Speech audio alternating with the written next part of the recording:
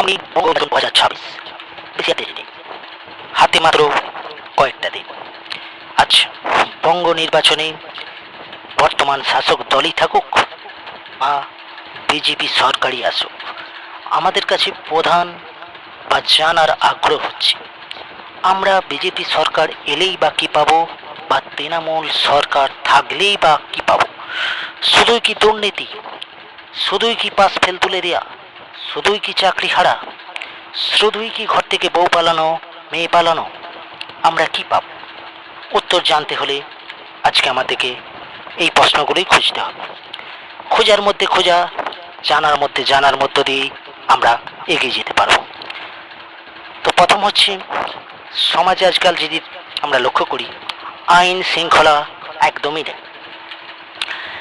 যে বাবা মা 23 বছর, 28 বছর, 22 বছর ছেলে বা মেয়েদেরকে মানুষ করলো, তারা বাবা মাকে ছুরি মেরে দুদিনের প্রেমিকের টানে গা ভাসিয়ে চলে গেল। প্রশাসন, পুলিশ, কেউ বলছে এটা কি আইন দিয়ে আটকানো যায়? সত্যি আইন দিয়ে হয়তো সবকিছু আটকানো যায় না, কিন্তু মানবিকতা বা কোথায়? মানবিক দৃষ্টিভঙ্গি বা কোথায়? একবারও কি আমজনতার মনে প্রশ্ন হয়নি, ভাই ও বোনেরা, যে আমরা কোথায় বাস করছি, আমরা কোন জায়গায় আছি? আচ্ছা, পাস ফেল না থাকলে কি হতে পারে? তার জ্বলন্ত উদাহরণ 26,000 চাকরি চলে যাওয়া। তার জ্বলন্ত উদাহরণ হচ্ছে রাস্তায় বসে কয়েক হাজার দিন অনশন করা। পাস ফেল না থাকলে আমরা বুঝবো কি করে যে কার মধ্যে যোগ্যতা আছে? প্রকৃতির নিয়ম মানতে হবে। এটা শাসক দলের ভুল, প্রকৃতির নিয়ম মানে না। কেন মানে না? শাসক দল বলেছে ফার্স্ট সেকেন্ড থার্ড বলে কোনো কিছু নাই। যদি থাকতো তাহলে অবৈধভাবে কম মার্কস পেয়ে কলেজে খাটালের মতো ছাত্রছাত্রীদের উপদ্রব হতো না। 2 নম্বর, আগে ক্লাস 5-এ একটি পরীক্ষা নেওয়া হতো।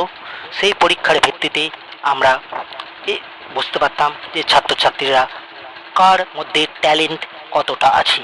বর্তমান শাসক দল সেই পরীক্ষাটি এবং কেন্দ্র সরকারও তুলে দিয়েছে, যার ফলে ভুগতে হচ্ছে আম জনতা এবং আজকের এই পরিণতি।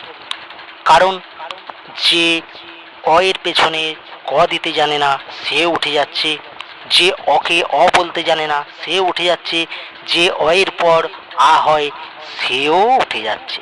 তার ফলে কি হচ্ছে? আমরা আসল জিনিসটা হারিয়ে ফেলছি, নকল জিনিসটাকে খুঁজে বার করছি। এই সরকার বা কেন্দ্র সরকারের কি উদ্দেশ্য তাহলে নকল জিনিসটাকেই খুঁজে বার করা? নকল জিনিসটাকেই যদি খুঁজে বার করার উদ্দেশ্য হবে, তাহলে সমাজ তো আগামী দিনে ভেঙে পড়বে। না পাবো ভালো ডাক্তার, না পাবো ভালো ইঞ্জিনিয়ার, না পাবো আমরা ভালো নার্স, না পাবো আমরা কোনো কিছু। যার ফলে সমাজে ইতিমধ্যেই ভয়ঙ্কর একটি রূপ ধারণ করেছে, তা হলো মেয়ে ছেলে নিচের দিকে নেমে যাচ্ছে। প্রত্যেকের ফ্যামিলিতে আছে, আপনারা ভালো করে খোঁজ নিয়ে দেখবেন আপনাদের ছেলেমেয়েরা কথা শোনে না। কেন কথা শোনে না? তারা পড়ব, আমরা চাকরি করব, এই ভুল ধারণা, এই ভুল নেশার মাঝখানে ডুবিয়ে দিয়ে সরকার তার স্বার্থ সিদ্ধি করে যাচ্ছে, তার ভোট ব্যাংক ভরিয়ে যাচ্ছে। এটার মধ্যে থেকে বেরিয়ে আসতে হলে বন্ধুগণ, আপনার থেকে ভাই আর বোনেরা সচেতন হতে হবে। আজই সচেতন হয়ে এর মোকাবিলা না করতে পারলে আগামী দিনে আরো আরো আরো ভয়ঙ্কর দিকে আমরা এগিয়ে যাব। ছেলেমেয়েরা কথা শুনবে না, ঘরে ঘরে ছেলেমেয়েরা পালাতে থাকবে, তারা আরো নিচের দিকে নেমে যাবে। স্কুলে কোনো রকম সবোধ শেখাচ্ছে না। 1 নম্বর দায়িত্ব সহকারে বলছি, স্কুলে কোনো রকম সবোধ শেখাচ্ছে না। আগে শেখানো হতো গুরুজনদেরকে প্রণাম করো, এখন সে বালাই উঠে গেছে। তাহলে কি আগামী দিনে স্মার্ট, হ্যাঁ স্মার্ট হওয়া ভালো, স্মার্ট মানে খুব স্লিম বা রোগা, এতটাও রোগা হওয়া ভালো নয় যেটা হার্ট অ্যাটাক করে যেতে পারে, সেই স্মার্ট হওয়া। আজকে আমাদের সেই পরিণতি দাঁড়িয়েছে যে আমরা এতই স্মার্ট হয়ে গেছি, আমরা হার্ট অ্যাটাকের দিকে চলে যাচ্ছি। ছেলেমেয়েরা কথা শোনে না, বাবা মাদেরকে মানে না, তাদের মতন করে তারা জীবনযাপন করছে। এটা কিন্তু ঠিক নয়। হাইওয়ে গাড়ি চালানো আর স্বাধীন জীবনযাপন করা এক নয়। হাইওয়েতে দুর্ঘটনা ঘটলে যেমন ফিরে আসা যায় না, স্বাধীন জীবনযাপন করেও তেমনি ভালো জিনিস বা ভালো উৎসের খোঁজ পাওয়া যায় না। তাই সকলের কাছে অনুরোধ, আপনারা বুঝুন, ভালো করে চলুন, তারপর সিদ্ধান্ত নিন। এটা কোনো সরকারের বিরোধিতা করছি না বা কোনো সরকারের সমালোচনা করছি না, আগামী সমাজের বাস্তবটাকে তুলে ধরাই এই জ্ঞানবাণী স্টুডিওর মূল উদ্দেশ্য। নমস্কার।